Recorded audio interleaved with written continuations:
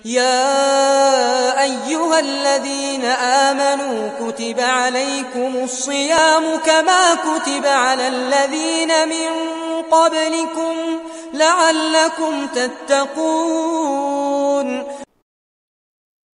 الحمد لله رب العالمين والصلاة والسلام على خاتم النبيين والعاقبة للمتقين وعلى آله وأصحابه أجمعين.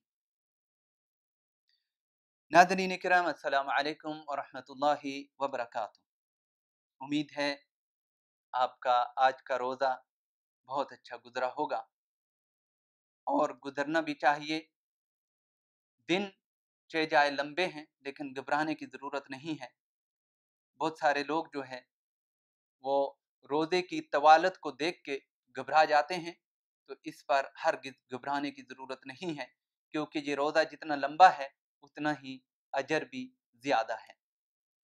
تو ہمارا آج کا موضوع گزشتہ سے پیوستہ روزہ دار کا اعزاز۔ روزہ دار کا مقام و مرتبہ، روزہ دار کا اعزاز بہت ہی عظیم ہے۔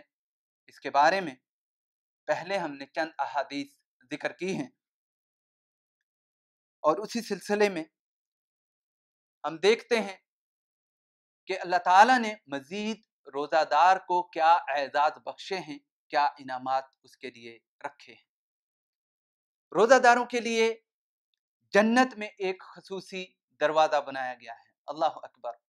استقبال کے اہتمام دیکھیے، روزہ دار کا انعام دیکھیے کہ رب کریم نے کیا کیا شان و شوکت روزہ دار کو عطا کی۔ جنت میں خاص طور پر روزہ داروں کے لیے رب کریم نے ایک دروازہ تخلیق کر دیا۔ اللہ اکبر! اس دروازے کی کیا خاصیت ہے؟ اس دروازے کا کیا نام ہے؟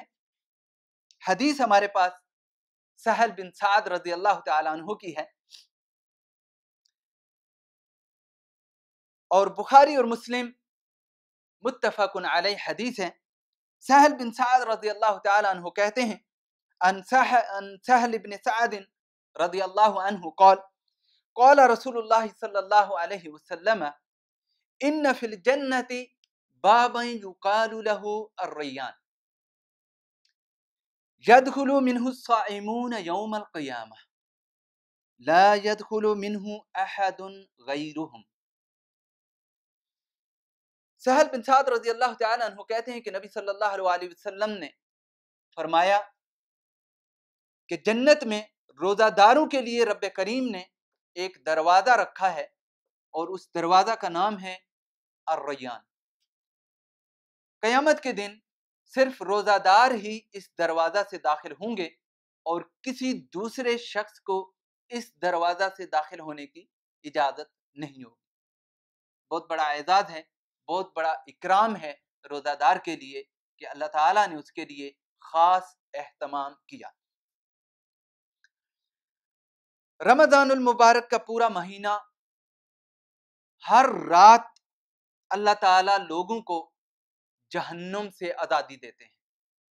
بہت بڑا اعزاز ہے یہ بھی کہ رب کریم اس ماہ مقدس میں لوگوں کو جہنم سے آزاد کرتے ہیں۔ ابو ہریرہ رضی اللہ تعالیٰ عنہ حدیث کے راوی ہیں۔ ابن ماجہ کی یہ روایت ہے۔ ابو ہریرہ رضی اللہ تعالیٰ عنہ کہتے ہیں کہ رسول اللہ صلی اللہ علیہ وسلم نے فرمایا کہ رمضان کی پہلی رات ہی شیاطین اور سرکش جن جو ہیں وہ باندھ دیے جاتے ہیں، پابند سلاسل کر دیے جاتے ہیں، جہنم کے سارے دروازے بند کر دیے جاتے ہیں، ان میں سے کوئی دروازہ بھی کھلا نہیں رہنے دیا جاتا، اور جنت کے سارے دروازے کھول دیے جاتے ہیں، اور کوئی بھی دروازہ بند نہیں رہنے دیا جاتا، اور ایک منادی کرنے والا فرشتہ جو ہے وہ اعلان کرتا ہے یا باغی الخیر اقبل ویا باغی الشر اقصر، اور منادی کرنے والا فرشتہ یہ اعلان کرتا ہے کہ اے خیر کے چاہنے والے جلدی کر، خیر کی طرف لپک اور اے شر کے چاہنے والے، اے شر میں آگے بڑھنے والے، رک جا۔ وَلِلَّهِ عُتَقَاءُ مِنَ النَّارِ وَذَلِكَ فِي كُلِّ لَيْلَةٍ، اور اللہ تعالی ہر رات لوگوں کو جہنم سے آزاد کرتے ہیں۔ اسے ابن ماجہ نے روایت کیا ہے۔ ایک اور اعزاز کہ افطار کے وقت بھی اللہ تعالی ایک تو روزہ دار کی دعا کو رد نہیں کرتا، اور دوسرا اس وقت بھی اللہ تعالی لوگوں کو جہنم سے آزاد کرتے ہیں۔ یہ روایت بھی ابن ماجہ میں موجود ہے۔ جابر رضی اللہ تعالیٰ عنہ اس کے راوی ہیں، کہتے ہیں کہ رسول اللہ صلی اللہ علیہ وسلم نے فرمایا کہ اللہ تعالیٰ ہر روز افطار کے وقت لوگوں کو جہنم سے آزاد کرتے ہیں۔ اس ماہ مقدس میں صیام اور قیام کا اہتمام کرنے والا شخص جو ہے اسے شہداء اور صدیقین میں شمار کیا جائے گا۔ بڑا انعام ہے اللہ تعالیٰ کا۔ صدیقین وہ ہیں جن کے صدق میں کوئی شک نہیں ہے اور اللہ تعالیٰ ان سے راضی ہوا۔ رضی اللہ عنہم ورضوا عنہ، سب سے پہلی جماعت اصحاب رسول کی رضوان اللہ علیہم اجمعین، اور شہداء وہ جو فی سبیل اللہ اپنا مال بھی لٹا دے اور اپنی جان بھی لٹا دے۔ لیکن یہاں مال کھانے والا، پیٹ بھر کر عیش و عشرت کرنے والا، رمضان میں کتنا کھاتے ہیں لوگ۔ اصل میں رمضان جو ہے وہ روزہ رکھنے کا مہینہ ہے، لیکن ہمارے جو اہتمام ہیں اس کو کوئی دیکھ کر یہ تصور نہیں کر سکے گا کہ یہ بھوکا پیاسا رہنے کا مہینہ ہے۔ تو یہ شہر الصیام کو ہم نے شہر الطعام بنا دیا ہے، تو یہ نہیں ہونا چاہیے اصل میں۔ لیکن یہ اللہ تعالیٰ کے انعام ہیں، اللہ تعالیٰ کی نعمتیں ہیں، اس کو ہم استعمال کر رہے ہیں، حلال ہے، کھا سکتے ہیں، منع نہیں ہے۔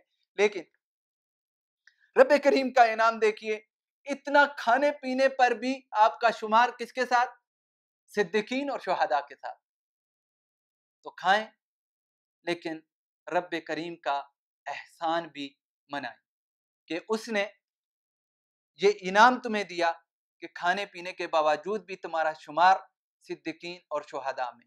لیکن شرط کیا ہے کہ کھانے پینے کے بعد دن کے جو اوقات مقرر ہیں روزے کے، اس کی پابندی کی جائے۔ روایت ہمارے پاس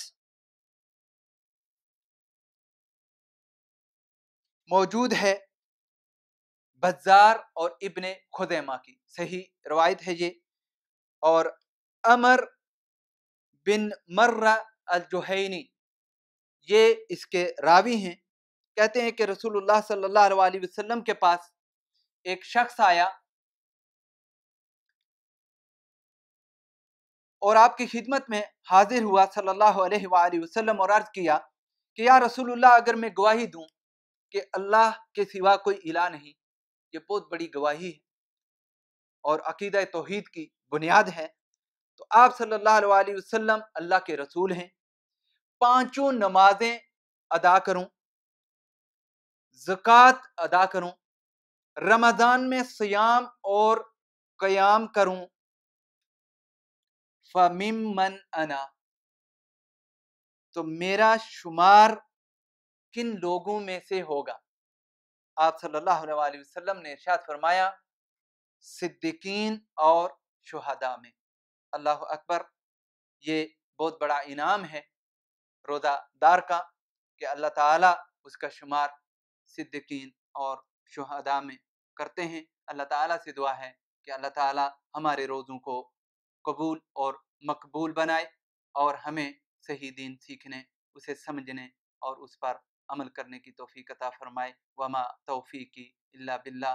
حاضر ہوں گے آپ کے ساتھ انشاءاللہ ایک دفعہ پھر ایک نئے موضوع کے ساتھ، تب تک کے لیے ہمیں اجازت دیجیے۔ میں مرکز الفرقان لتوعیت الجالیات کی طرف سے اپنے ناظرین کا شکریہ ادا کرتا ہوں۔ والسلام علیکم ورحمۃ اللہ وبرکاتہ۔